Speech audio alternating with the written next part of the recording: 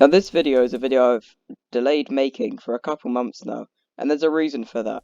However, after seeing recent videos and events in the community, I've decided to finally release the video on arguably one of the most dangerous exploits in the server's history. Today I bring you the most dangerous teleport exploit ever seen. And, well, we're going to need a bit of context. So today's video, you'll get that context, as well as a tutorial on how to do it, and how to keep yourself safe from it. So your bases don't get found in stashes and everything like that. So let's jump right into the video. So for a bit of context, the server has a couple of commands, such as /tpa and /home. Now these commands are mainly here so that mobile players in particular won't crash when loading too many chunks, because the performance on different devices on the server is very varied due to, say, a Ryzen 7 computer being far more capable of the severe lag conditions on the server than an iPhone 6, for example. And so these commands help predominantly mobile players, is what it's intended for, but any player on the server to get on the server more easily. So the first thing you want to do is actually send a TPA here. What this actually is a command that teleports the person to you instead of teleporting you to the person. And this is really where the trickery comes in.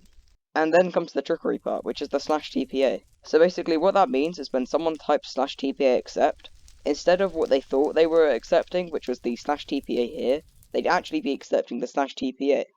Now what this means is basically the player can trick the other person into TPing to them, because a person's first instinct is to type /tpa accept or /tpa deny, and when you type in the command thing, as you can see, no other chat appears on the screen, meaning that they have no clue someone has actually sent a TPA to them, meaning that they're basically clueless, so the other person has a complete upper hand. And then all the person that wants to use the TP exploit has to do is /set_home. Now copying and pasting these commands is generally the easiest and most efficient way of being able to use the exploit, and this predominantly works with PC players because if they have a second monitor, they can just quickly switch between monitors, which would allow them to copy and paste the individual commands. So now you've seen how to actually do the exploit. Now to show you how to actually prevent it, and it's really rather simple. There's a feature where you can do /tpa accept, and then pick the specific player. As you can see here, you can pick the specific player target. So if you're accepting a TPA, firstly, make sure it's someone that you actually know, and secondly, make sure you actually write their name, because that will only accept the specific TPA and not anyone that's actually sent it to you.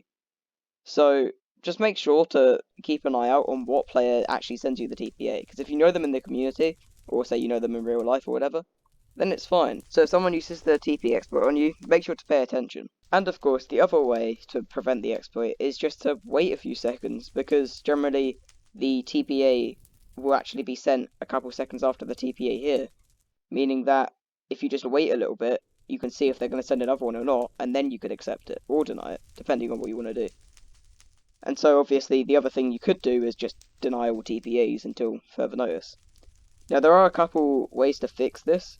For example, the plugin, which is NewKit by the way, having a delay timer on sending TPAs and TPA heres, and say having a delay on accepting the first one and not the second one until the first one expires, and things like that, just because it would simply make the server a safer place.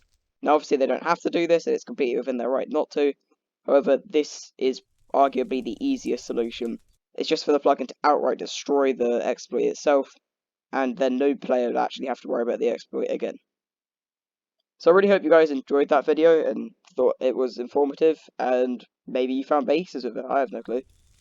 I just want to say before I go that I'm going to start a hardcore series on the server, and it'll actually be well edited, and because I've been playing with the server for so long, I should be able to give some decent advice, I guess. So stay tuned for that. I'm going to upload more regularly. I haven't been able to upload as much as I wanted to, just because I've had exams, and then I had a really bad cold, and I can probably tell that from my voice. But yeah, hope you enjoyed the video, and I'll see you guys in the next one.